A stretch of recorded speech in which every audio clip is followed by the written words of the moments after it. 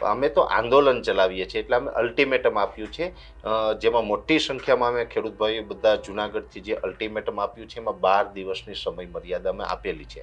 સરકાર 12 દિવસની અંદર નિર્ણય કરીને જાહેરાત કરે, નહીં તો 12 દિવસ પછી અમે ફરીથી હજી આનાથી મોટું આંદોલન ઊભું કરીશું. ગાંધી ચિંધ્યા માર્ગે અમે આંદોલન છે એ ચાલુ રાખીશું. જ્યાં 3 મુદ્દા છે, આ 3 મુદ્દા જ્યાં સુધી સોલ્વ ન થાય ત્યાં સુધી આંદોલન ચાલુ રહેશે. ઘણી વખત એવું બને, માની લઈએ કે 3માંથી 2 મુદ્દા સોલ્વ થઈ જશે તો 2 મુદ્દાનું આંદોલન પૂર્ણ થશે, 1 મુદ્દો જે બાકી હશે એનું ચાલુ રહેશે. પણ એક વાત ચોક્કસ છે કે 3 મુદ્દા છે એ સોલ્વ કરવા ખૂબ જરૂરી છે. જ્યારે ખર્ચ કર્યો છે ખેડૂતોએ 1 વીઘાની અંદર 15,000 થી 17,000 રૂપિયાનો, એટલે એની સામે આ રકમ બહુ નાની છે. એટલે અમારો વિરોધ એ છે, સરકારે આ જે રકમ આપી છે એ ઓકે, પણ આ રકમ નાની છે. આપ્યું છે એમાં કંઈ ખોટું નથી, આપવું જોઈએ એની ફરજ છે, પણ જે રકમ છે ને એ રકમની સામે અમને વાંધો છે. આ રકમ ખોટી છે. 9 નવેમ્બરના રોજ મુખ્યમંત્રી શ્રી ભૂપેન્દ્રભાઈ પટેલ અમારે જુનાગઢમાં હતા કાર્યક્રમ, કેમ કે જુનાગઢનો આઝાદી દિવસ છે 9 નવેમ્બર એટલે, તો એ 9 નવેમ્બરે આઝાદી દિવસે ત્યાં હતા. તો અમે તો મીડિયા મારફતે એમને પણ કીધું, ભાઈ તમે તો મૃદુ અને મક્કમ છે, તો તમે મૃદુ તો છે પણ થોડાક મક્કમ થઈને 24 કલાક રોકાઈ જાવ ને, અમારા આંદોલનમાં તમે ભાગ લ્યો, ખેડૂતો માટે તમે પણ કાંઈક કરો. એટલે અમે એને આમંત્રણ આપ્યું હતું, પણ સાહેબ મૃદુ તો જોવા મળ્યા અમારે જુનાગઢમાં, પણ મક્કમ ના થયા. આવનારા સમયની અંદર આમ તો હવે મારે ગુજરાત ભરની અંદર એક પ્રવાસ કરવો છે, કેમ કે 12 દિવસ તો હમણાં પૂર્ણ થઈ જશે. હું ગુજરાતભરના પ્રવાસ કરી અને તમામ ખેડૂતોને એક ખેડૂતને મળીને ખેડૂતને જાગૃત કરીશ, અને બધાને જાગૃત કરી અને જે ગુજરાતભરના ખેડૂતોને છે હવે અમે ગાંધીનગર લઈ જવા માંગીએ છીએ. અમે ગાંધીનગર કૂચ કરવા માંગીએ છીએ. ગાંધીનગરની અંદર ઇતિહાસની અંદર ક્યારેય ન એકઠા થયા હોય એટલા ખેડૂત એકઠા થશે. બેન, અમારો તો ટાર્ગેટ એવો છે કે કમસે કમ 40,000 થી 50,000 ખેડૂત છે એ અમે ગાંધીનગરની અંદર એકઠા થઈએ અને સરકારને અમારી જે રજૂઆત છે એ ગાંધીનગર અમે કૃષિ મંત્રી અને મુખ્યમંત્રીને રૂબરૂ કરીએ. જેવી રીતે અમે જુનાગઢ કલેક્ટરશ્રીને કરી છે રજૂઆત, એ અમે કૃષિ મંત્રી અને મુખ્યમંત્રીને કરશું. નેક્સ્ટ સ્ટેપ અમારું એ હશે.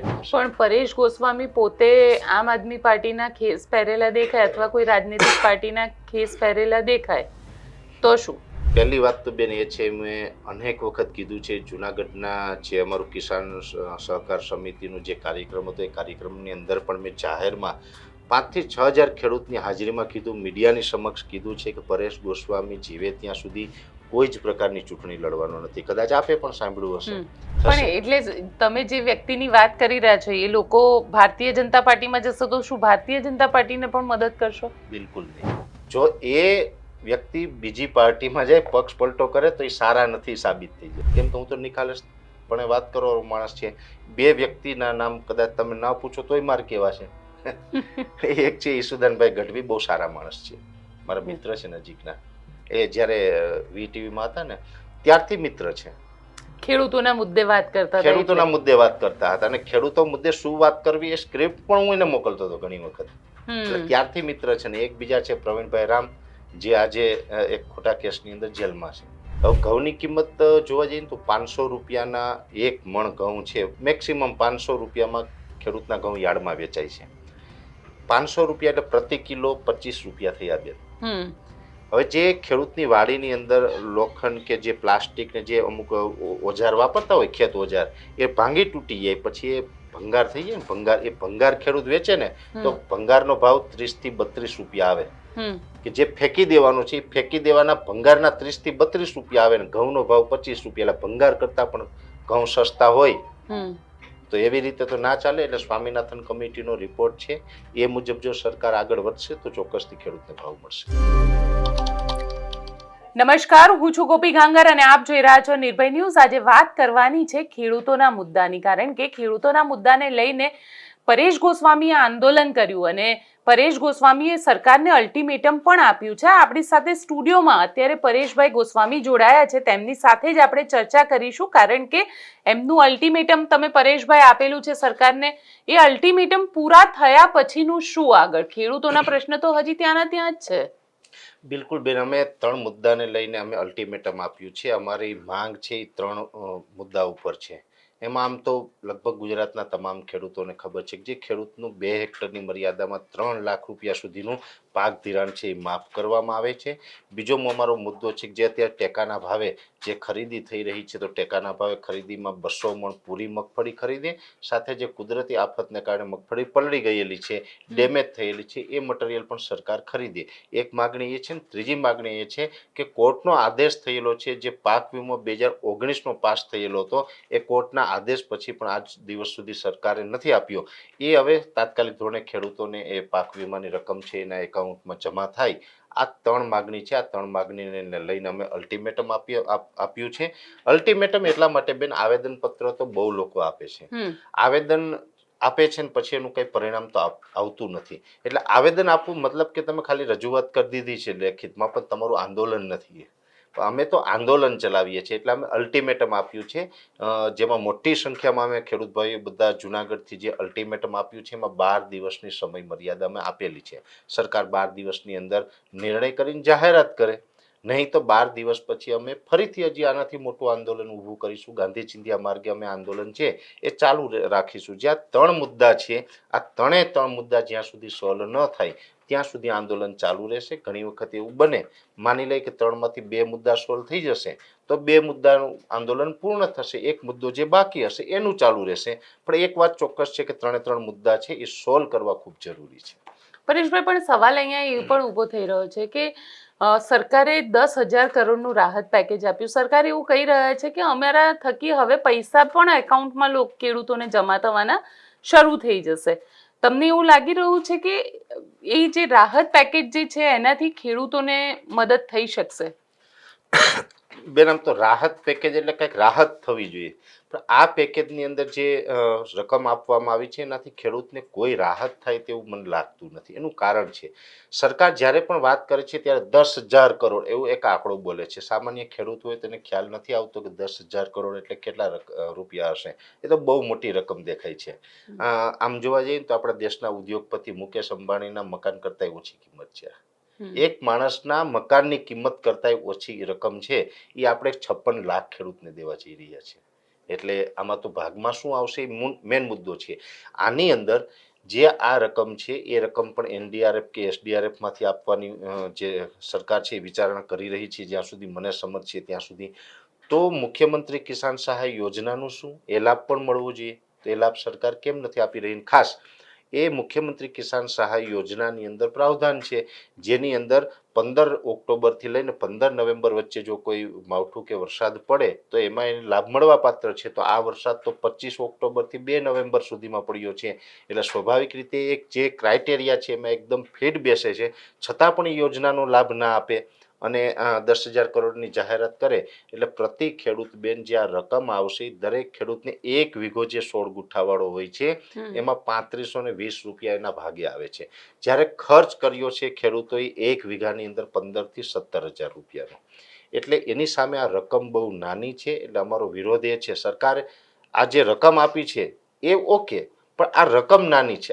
આપ્યું છે એમાં કંઈ ખોટું નથી, આપવું જ જોઈએ, એની ફરજ છે. પણ જે રકમ છે ને એ રકમની સામે અમને વાંધો છે. આ રકમ ખોટી છે, આ રકમ વધવી જોઈએ. એમ પણ મુખ્યમંત્રી કિસાન સહાય યોજના જે આપણા જે પૂર્વ મુખ્યમંત્રી હતા સ્વર્ગસ્થ વિજયભાઈ રૂપાણી, એમણે જ્યારે આ યોજના છે લાગુ કરી હતી એ ઓગસ્ટ 2020માં આ યોજના લોન્ચ થઈ. 2020થી લઈને આજે 2025 સુધીમાં બેન ખાતર, દવા, બિયારણ, મજૂરી ખર્ચ અને બીજા અન્ય ખર્ચ, ડીઝલથી લઈને વગેરે તમામની અંદર ખૂબ મોંઘવારી વધી છે, ડબલ ભાવ થઈ ગયા છે. હવે એની અંદર 60% ઉપર જો કોઈ ખેડૂતને નુકસાની હોય તો 4 હેક્ટર સુધીમાં આપી શકાય છે, કેમ કે એમાં 4 હેક્ટરનો ઉલ્લેખ છે. જ્યારે આ લોકોએ 2 હેક્ટરની મર્યાદામાં આપવાની વાત કરી અને એમાં પણ 1 હેક્ટરે 25,000 રૂપિયા. 2020માં જે તમે રકમ નક્કી કરી હતી, આજે 2025માં પણ એ જ રકમ જો આપવાની વાત હોય તો તે ખેડૂત સાથે મોટો અન્યાય છે. એટલે હું એવું માનું છું કે એ રકમ છે એ વધારવી જોઈએ. જેમ અન્ય વસ્તુમાં જેટલી ટકાવારીમાં મોંઘવારી વધી છે એટલી રકમ આમાં પણ વધવી જોઈએ અને 4 હેક્ટરની મર્યાદામાં આપવામાં આવે તો ખેડૂતને કંઈક ફાયદો થાય, રાહત થાય. અત્યારનું આ પેકેજ છે રાહત આપતું નથી. તમે કહી રહ્યા છો રાહત આપતું નથી અને એના જ માટે તમે આંદોલન કરી રહ્યા છો. પણ પરેશ ગોસ્વામી પોતે એક ખેડૂત આગેવાન છે અને પરેશ ગોસ્વામીનું પોતાનું એક ખેડૂતોમાં અલગ લોકપ્રિયતા છે. તો પરેશ ગોસ્વામીના મંચ ઉપર પોલિટિકલ લીડર્સ કેમ દેખાયા? વાત બરાબર છે તમારી બેન, કેમ કે આમ જોવા જઈએ તો અમારું આંદોલન છે બિન પોલિટિકલ હતું. પોલિટિકલ જે લોકો દેખાયા હશે તો એ પણ ખેડૂત તો હતા. હા, એક વાત અલગ છે, લોકોએ માર્કિંગ કરવાની જરૂર હતી બેન, કે આમ આદમી પાર્ટી અને કોંગ્રેસ આનું જે ગઠબંધન હતું એ તૂટ્યું પછી મીડિયાથી લઈને કોઈને અપેક્ષા નહોતી કે એટલા જલ્દી એક મંચ ઉપર દેખાશે. પણ એ તો પરેશ ગોસ્વામી અને ખેડૂતોની તાકાત હતી કે બધાને એક સ્ટેજ ઉપર જોયા. બાકી કોઈ એક ફ્રેમમાં જે મીડિયાના કેમેરાએ ક્યારે કલ્પના ન કરી હોય કે અમે ટૂંક સમયની અંદર 2025ની અંદર આને એ અમારા કેમેરામાં એક ફ્રેમની અંદર બધા જોવા મળશે. પણ એ તો ખેડૂતોની તાકાત છે કે જોવા મળ્યા. પણ એ આંદોલન હતું એ બિન રાજકીય હતું, એટલે સ્વાભાવિક રીતે બિન રાજકીય આંદોલન હોય તો બધા જ આવતા હોય. અમે તો મુખ્યમંત્રીને પણ અમે આમંત્રણ આપેલું હતું મીડિયાના મારફતે, કેમ કે અમારું જે આ કાર્યક્રમ હતો, અમારું આંદોલન હતું એ 10 નવેમ્બરના રોજ હતું. 9 નવેમ્બરના રોજ મુખ્યમંત્રી શ્રી ભૂપેન્દ્રભાઈ પટેલ અમારે જુનાગઢમાં હતા કાર્યક્રમ, કેમ કે જુનાગઢનો આઝાદી દિવસ છે 9 નવેમ્બર એટલે. તો એ 9 નવેમ્બરે આઝાદી દિવસે ત્યાં હતા. તો અમે તો મીડિયાના મારફતે એમને પણ કીધું ભાઈ તમે તો મૃદુ અને મક્કમ છે, તો તમે મૃદુ તો છે જ પણ થોડાક મક્કમ થઈને 24 કલાક રોકાઈ જાવ ને અમારા આંદોલનમાં તમે ભાગ લ્યો, ખેડૂતો માટે તમે પણ કાંઈક કરો. એટલે અમે એને આમંત્રણ આપ્યું હતું, પણ સાહેબ મૃદુ તો જોવા મળ્યા અમારા જુનાગઢમાં, પણ મક્કમ ના થયા. મક્કમ ના થઈ એટલે મારા આંદોલનમાં ના આવી શક્યા.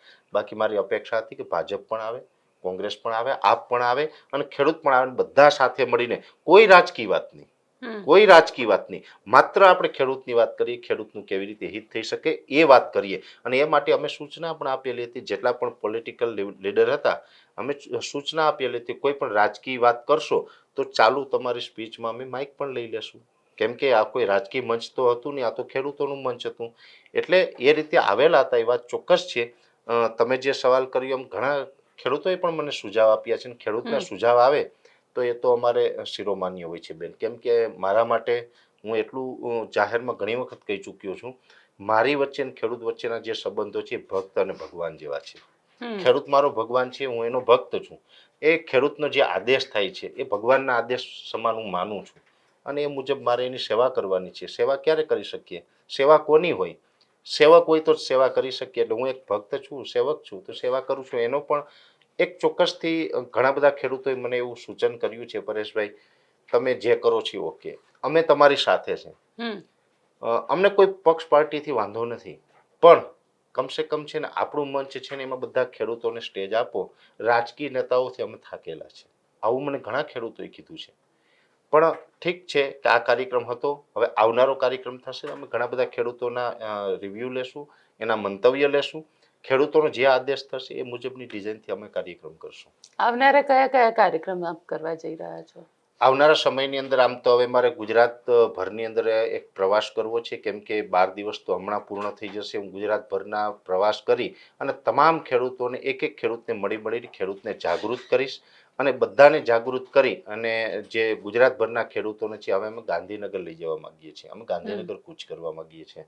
ગાંધીનગરની અંદર ઇતિહાસની અંદર ક્યારેય ન એકઠા થયા હોય એટલા ખેડૂત એકઠા થશે બેન. અમારો તો ટાર્ગેટ એવો છે કે કમસે કમ 40 થી 50,000 ખેડૂત છે એ અમે ગાંધીનગરની અંદર એકઠા થઈએ અને સરકારને અમારી જે રજૂઆત છે એ ગાંધીનગર અમે કૃષિ મંત્રી અને મુખ્યમંત્રીને રૂબરૂ કરીએ. જેવી રીતે અમે જુનાગઢ કલેક્ટરશ્રીને કરી છે રજૂઆત, એ અમે કૃષિ મંત્રી અને મુખ્યમંત્રીને કરશું. નેક્સ્ટ સ્ટેપ અમારું એ હશે, સ્વાભાવિક રીતે છે કે જ્યારે હાઈકોર્ટમાં આપણો કોઈ ન સાંભળે તો સુપ્રીમ કોર્ટમાં જઈએ છીએ, તો એવી જ રીતે કલેક્ટરથી મામલો નહીં પતે તો અમે તો ગાંધીનગર આવશું, કૃષિ મંત્રીને મળશું અને મોટી સંખ્યામાં આવશું બેન. જુનાગઢની અંદર આપના કેમેરાએ બધું જે કંઈ દ્રશ્ય ગુજરાતના ઘર ઘર સુધી પહોંચાડ્યા છે એ સંખ્યા પણ સ્વયંભૂ આવેલી હતી, ને કોઈ રાજકીય પક્ષોનું કોઈ એમાં રોલ નહોતો. એ તો વ્યક્તિગત અમારા ખેડૂતોનું આયોજન હતું, અમારું આયોજન હતું, અને અમે બધા ભેગા થયા હતા. અને હવે જે ભેગા થવાના છે એ પણ અમે બધા ભેગા થવાના. જે જુનાગઢથી જે દ્રશ્યો આવ્યા હતા, હું તમને બેન એક એક્ઝામ્પલ આપું, તમને જાણીને નવાઈ લાગશે. 9 નવેમ્બર 2025ના રોજ અમારે જુનાગઢની અંદર બાઉદીન કોલેજના ગ્રાઉન્ડની અંદર મુખ્યમંત્રીશ્રીનો કાર્યક્રમ હતો. એની અંદર જે સંખ્યા હતી 3,000ની.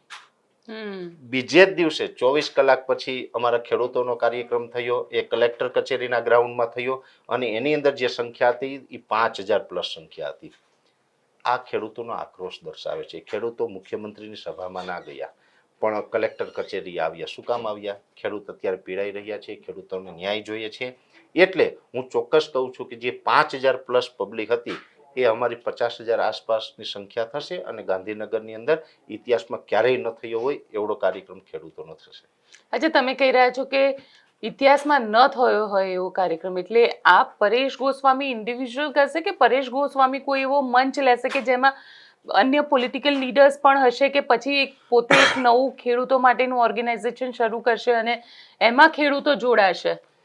બેન, આમ તો અમારું બેનર છે, જુનાગઢમાં પણ બધાએ જોયું છે, કિસાન સહકાર સમિતિ, એ અમારું બેનર છે, એ અમારું સંગઠન છે.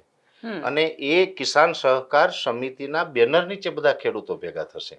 એટલે એમાં કોઈ પોલિટિક્સની વાત જ નથી આવતી. આ તો એક સમાજ સેવાની વાત છે, અમારા ખેડૂતોની વાત છે, અને ખેડૂતો એકઠા થશે. અને કિસાન સહકાર સમિતિ છે, આવનારા સમયમાં એનું જે સંગઠન મજબૂત કરશે તો એની અંદર પણ અમે ઘણા બધા નિયમો મૂકવાના છે. એની અંદર અમે એવા કોઈ લોકોનો હોદ્દો નહીં આપીએ જે લોકો કોઈ રાજકીય રીતે બીજી પાર્ટીમાં જોડાયેલા હોય. એ તો ખેડૂત હોય એના માટે જ એ આખું અમારું બેનર છે, એમાં ખેડૂત જ હશે. આવનારા સમયમાં જે પ્રમાણે ખેડૂતોના જે સુઝાવ આવી રહ્યા છે, અમે બધાના હજી મંતવ્ય લેવાના છે. બધાના જો એક મત થશે તો હજી અમારે એવું પણ કદાચ વિચારવું પડે, કેમ કે જુનાગઢમાં તમે જેમ કીધું એમ અલગ અલગ પોલિટિકલ પાર્ટીના લીડરો હતા. આવનારા સમયમાં ખેડૂત કદાચ એવું કહે કે કોઈ પોલિટિકલ માણસ ના હોવું જોઈએ, તો અમે 2 નિયમ લઈ આવશું કે કોઈ રાજકીય પાર્ટી સાથે જોડાયેલા માણસ હોય ને આવું હોય તો આવે, પણ અમે 2 વસ્તુ નહીં આપીએ, એક મંચ અને એક માઇક. આ 2 ના આપીએ, કેમ કે ખેડૂતોનો આદેશ થાય તો એ પણ કરવું પડે. અત્યારે જ્યાં સુધી મારી પાસે જે મંતવ્ય આવ્યા છે એમાં બસ આ 2 જ માંગ થાય છે કે આ 2 વસ્તુ તમે રાજકીય લોકોને ના આપો. બાકી પરેશભાઈ તમે ઓકે છે અને તમે આગળ ચાલો. 2 વસ્તુ રાજકીય લોકોને ન આપો એનો મતલબ કે જે આવેલા હતા એના તરફે કોઈ નફરત નથી. એ બધા સારું કામ કરે છે એટલે જ મેં બોલાવેલા હતા. ખેડૂતો માટે સારું કામ કરે એટલે બોલાવેલા હતા. પણ હવે જો ખેડૂતો જ ના પાડશે કે ભાઈ માણસ સારા બધા, પણ તમારે રાજકીય કોઈને ઇન્ટરફિયર આમાં નથી કરવાનું, તો પછી અમારે ખેડૂતોના આદેશ પાલન કરવું પડશે. પણ પરેશ ગોસ્વામી પોતે આમ આદમી પાર્ટીના ખેસ પહેરેલા દેખાય અથવા કોઈ રાજનીતિક પાર્ટીના ખેસ પહેરેલા દેખાય તો શું?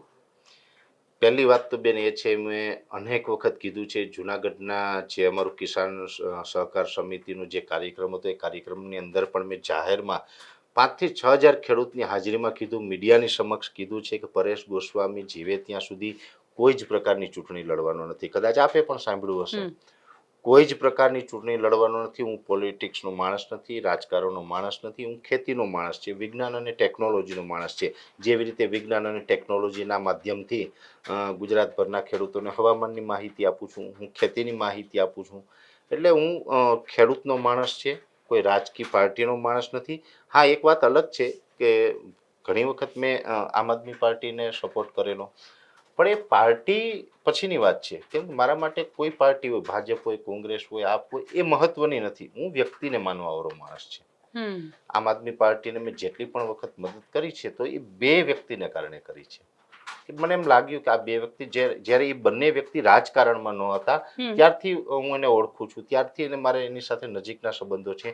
મને એમાં વિશ્વાસ છે કે ભાઈ આ લોકો છે એ કંઈક કરી શકે એમ છે. એટલે આવા લોકો જો સત્તામાં જાય, સારા માણસો સત્તામાં જાય તો સારું થાય. હું તો એવું કહું કે કોઈ એકદમ ઈમાનદાર અને સારો માણસ છે એ ભાજપમાં, કોંગ્રેસમાં કે આપમાં આવે તો ત્રણેયને મદદ કરવી જોઈએ. સારા માણસ વિધાનસભામાં જશે ને તો આપણા ગુજરાતનું સારું પણ એટલે તમે જે વ્યક્તિની વાત કરી રહ્યા છો એ લોકો ભારતીય જનતા પાર્ટીમાં જશે તો શું ભારતીય જનતા પાર્ટીને પણ મદદ કરશો? બિલકુલ નહીં.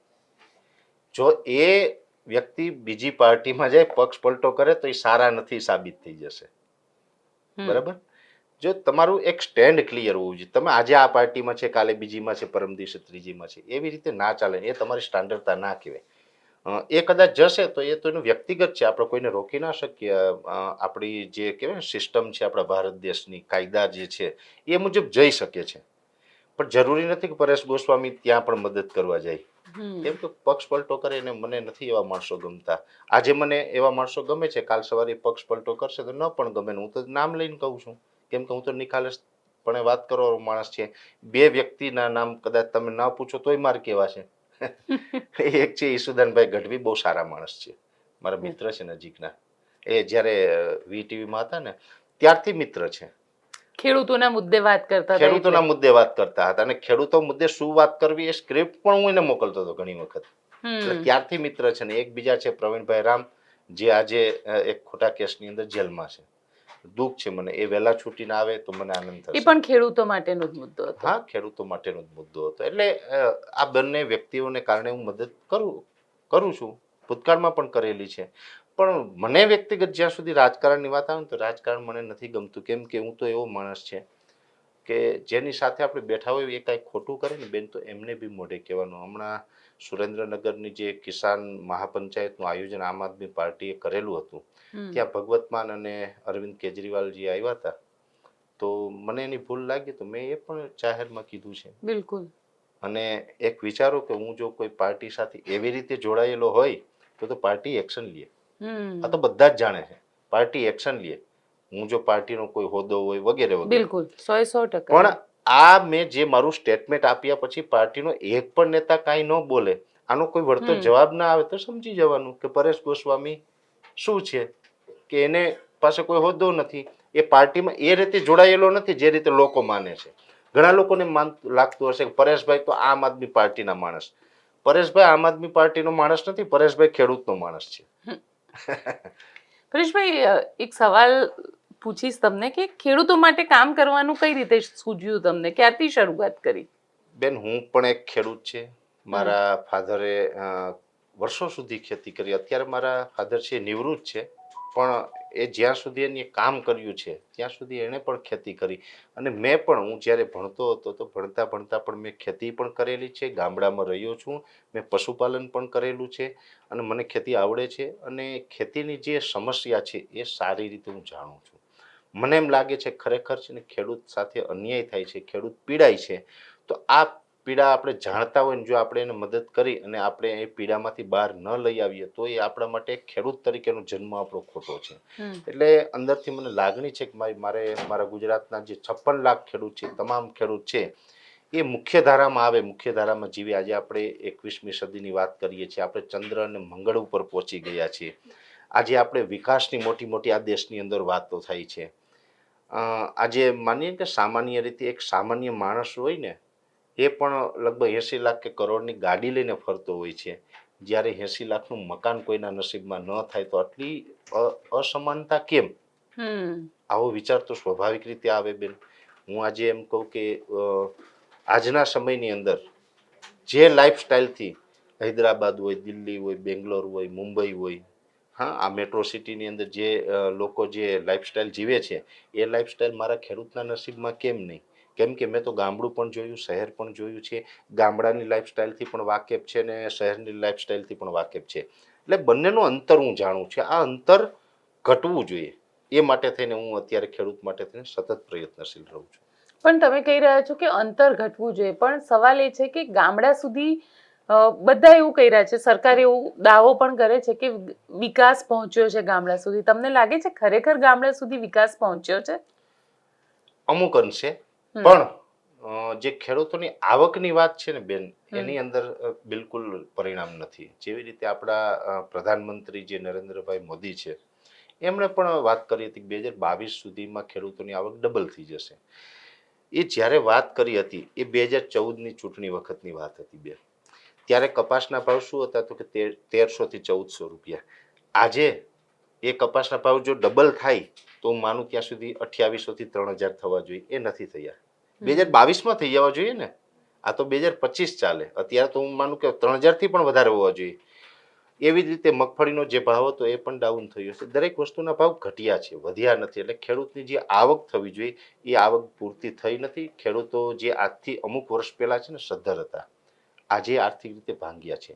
મને યાદ છે ત્યાં સુધી બેન, હું નાનો હતો ને, ગામડામાં જ્યારે હું પ્રાથમિક શાળામાં ભણતો ને ત્યારે અમારા દાદાની ઉંમરના જે ખેડૂતો હોય એ ઘણા ખેડૂતો મેં એવા જોયા છે. અમારા ગામડામાં એક ચલણ હોય છે સોનું પહેરવાનું, અને જે મહિલાઓ હોય સોનું પહેરે અને જે વૃદ્ધ ઉંમરના જે દાદા હોય ને એ અહીંથી બટન હોય ને સોનાના બટન ફિટ કરતા ખેડૂતો, સોનાના બટન ફિટ કરતા. પછી એક નાની એવી ચેન હોય, બધા બટનને એક પછી એક જોડે, સાંકળ બને એ ટાઈપની જે આખી પેલું હોય ને ડિઝાઇન, એ ડિઝાઇન બનાવીને સોનાના બટન, એનો પેલો જભ્ભો હોય એ જભામાં પહેરતા દાદાઓ.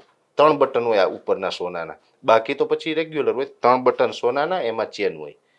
આજની તારીખે સોનાની ચેન બટન છોડો, એક નખમાં આવે એટલું સોનું પણ ખરીદવા માટે ખેડૂત સક્ષમ નથી.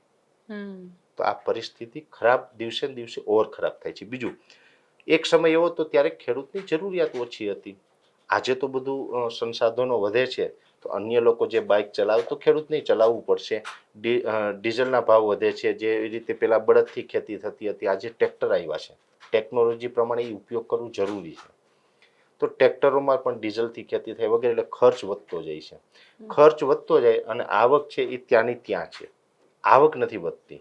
એટલે ખેડૂત છે આર્થિક રીતે નબળા છે, દેવામાં ડૂબેલા છે. ને એટલા માટે જ કહું છું કે ભાઈ, સરકારની જે સિસ્ટમ છે, તમે અમને પૂરતા ભાવ નથી અપાવી શક્યા, એને કારણે અમારી ઉપર જે કર્જ છે, આ કર્જ બેંકનું છે, એ હવે ખેડૂત ભરવા માટે સક્ષમ નથી. તો સરકાર છે અમારું કર્જ માફ કરી દે, જેથી કરીને અમને જે ભૂતકાળમાં જે લોસ ગયો છે, એ લોસમાંથી અમે બહાર આવી શકીએ. એક છેલ્લો સવાલ તમને એ પણ પૂછીશ પરેશભાઈ, કારણ કે એક ટ્રેન્ડ જોયો છે કે ગામડામાં જે લોકો ખેતી કરી રહ્યા છે, એમના દીકરાઓને ખેતી નથી કરવી. એની પાછળના કારણો કયા છે? બેન, મુખ્ય 2 કારણ છે. પહેલું કારણ બધા જ એમ કહેશે તમને કે ગામડામાં હશે તો એમની સગાઈ નથી થતી, મતલબ મેરેજ કરવાના થાય છોકરાઓના. તો ગામડામાં કોઈ આજના જમાનાની છોકરીઓ છે એ ગામડામાં મેરેજ કરવા ઈચ્છતી નથી. પણ એ શું કામ મેરેજ કરવા ઈચ્છતી નથી, એનું પણ ટેકનિકલ કારણ છે.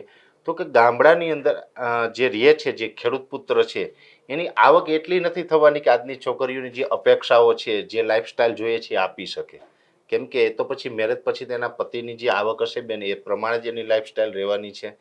તો ગામડાના ખેડૂતનો દીકરો હોય ને, આવક ઓછી છે, મહેનત વધારે છે, તો પછી એ દીકરીઓ છે એમાં કઈ રીતે ફીટ બેસવાની છે. એટલે દીકરીઓ એવું વિચારે છે કે ભાઈ, ખેતી કરતા અમે કોઈ શહેરમાં કોઈ સારો ધંધો હોય, નોકરી હોય, એમાં અમે સેટ થશું, પણ આ નથી કરવું. દીકરીઓ પણ જાણી ગઈ છે કે આમાં આવક નથી ને આમાં આપણું જીવન સારું નથી. એટલા માટે થઈને આ જે સમસ્યા છે, એટલે ખેડૂત એવું વિચારે છે કે ભાઈ, આમાં આવક નથી, દીકરાના મેરેજ પણ નથી થવાના, તો પછી આપણે ઠીક છે, જમીન છે એટલી છે, આ દીકરાઓને ક્યાંક આપણે બહાર શિફ્ટ કરી દઈએ, જેથી કરીને એને સારું ભવિષ્ય મળી શકે. એટલે કોઈ આજના જમાનાની અંદર આપણે બધા કહીએ જગતનો તાજ, જગતનો તાજ બોલવામાં સારું લાગે, તાત એટલે બહુ મોટી વાત લાગે, કારણ બહુ માન સન્માન મળી ગયું.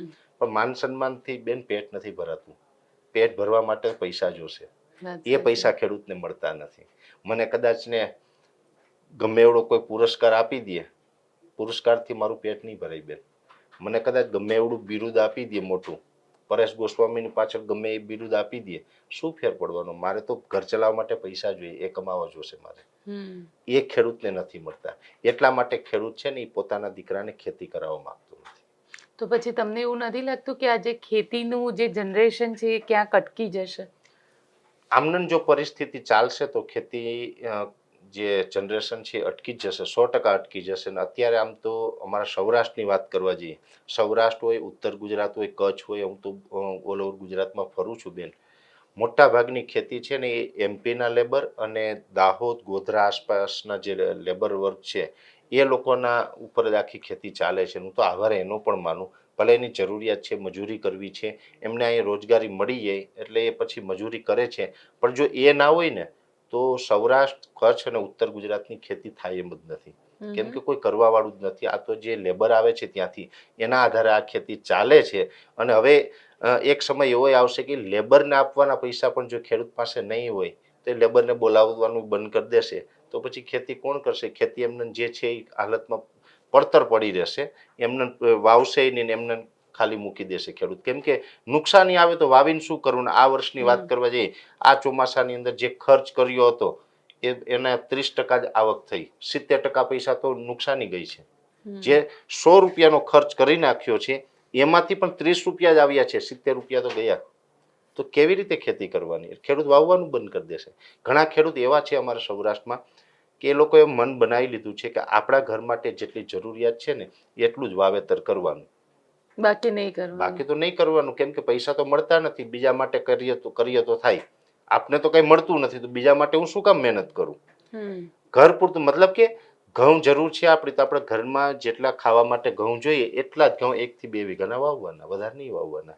શાકભાજી એટલું જ વાવવાનું જેટલું આપણા ઘરની જરૂરિયાત છે. રીંગણા, મરચા, ટમેટા જે વાવવું હોય, આપણે જેટલું ઘરમાં વપરાશમાં જોઈએ આપણા કિચનમાં એટલું વાવવાનું. આ શાકભાજી આપણે વેચવું નથી, કેમ કે વેચવા જઈએ તો કશું મળતું જ નથી, તો બીજા માટે શું કામ વાવીએ? આવા વિચાર ઉપર પણ અમારા ખેડૂત ઘણા બધા આવી ગયા છે. આ જ રીતે બધા ખેડૂતો કરશે તો જે લોકો પાસે ખેતી નથી એ લોકોને અનાજ, કઠોળ અને શાકભાજીની તકલીફ પણ પડી શકે છે. એટલે સરકારે ગંભીરતાથી વિચાર પણ કરવાની જરૂર છે. ખેડૂતોને પૂરતા ભાવ મળે એ દિશામાં કામ કરવાની જરૂર છે ને એના માટે એક જ વસ્તુ કરવાની જરૂર છે બેન, કાયદા બદલાવવો પડે. જો આ બધા ટેકનિકલ કારણો હોય છે, આપણે એમ કહીએ કે ભાવ મળીએ તો આવું કોઈ જાદુ નથી કે સરકાર બોલી જઈને ભાવ મળી, એવું ના થાય. એના માટે સ્વામીનાથન કમિટીનો જે રિપોર્ટ છે એને લાગુ કરવો પડે, અને એ લાગુ કરશે તો ચોક્કસથી ખેડૂતોને ભાવ મળશે, એ મને વિશ્વાસ છે. અચ્છા, કારણ કે બહુ જ તમે સ્વામીનાથન રિપોર્ટની વાત કરી, બહુ જ બધા ખેડૂતો એવા હશે જેને આ રિપોર્ટની માહિતી નહીં હોય, જો આપ જણાવી શકો તો. આમ તો હું ટૂંકમાં આપું, પાછું અત્યારે જ બેન હું તમને PDF આપીશ, કેમ કે હું તો ખેતીના તમામ કાયદા કાનૂનની જે બધું જે હોય ને એનું વાંચન કરીને વાત કરવાનો માણસ છે બેન. મૌખિક વાત તો કોઈ વહેલી જ નથી. જે કાયદો બોલતું હોય એ જ બોલવાનું છે આપણે. પણ એટલું ખબર છે કે એની અંદર 50% પ્લસ ભાવ મળવો જોઈએ. દાખલા તરીકે કોઈ વસ્તુનું બેન ઉત્પાદન કરીએ છીએ, કિંમતના 50% પ્લસ કરીને મળવું જોઈએ. પણ આજે એવું નથી બેન. આજે તો શું થાય, હું તમને એક વાત કરું છું બેન, ઘઉં છે, ઘઉં એ તો એના વગર દુનિયામાં કોઈને ચાલવાનું નથી, બધાને જોશે. હવે ઘઉંની કિંમત જોવા જઈએ તો 500 રૂપિયાના એક મણ ઘઉં છે, મેક્સિમમ 500 રૂપિયામાં ખેડૂતના ઘઉં યાર્ડમાં વેચાય છે. 500 રૂપિયા એટલે પ્રતિ કિલો 25 રૂપિયા થયા બેન.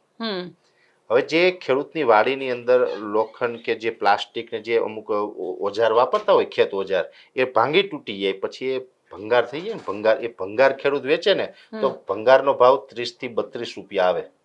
કે જે ફેંકી દેવાનું છે એ ફેંકી દેવાના ભંગારના 30 થી 32 રૂપિયા આવે ને ઘઉંનો ભાવ 25 રૂપિયા. એટલે ભંગાર કરતા પણ ઘઉં સસ્તા હોય, તો એવી રીતે તો ના ચાલે. એટલે સ્વામીનાથન કમિટીનો રિપોર્ટ છે એ મુજબ જો સરકાર આગળ વધશે તો ચોક્કસથી ખેડૂતને ભાવ મળશે. બિલકુલ પરેશભાઈ, આપ અમારી સાથે સ્ટુડિયોમાં જોડાયા તેના માટે આપનો ખૂબ ખૂબ આભાર. તો આપને અમારો રિપોર્ટ કેવો લાગ્યો કોમેન્ટ બોક્સમાં ચોક્કસથી લખીને જણાવજો.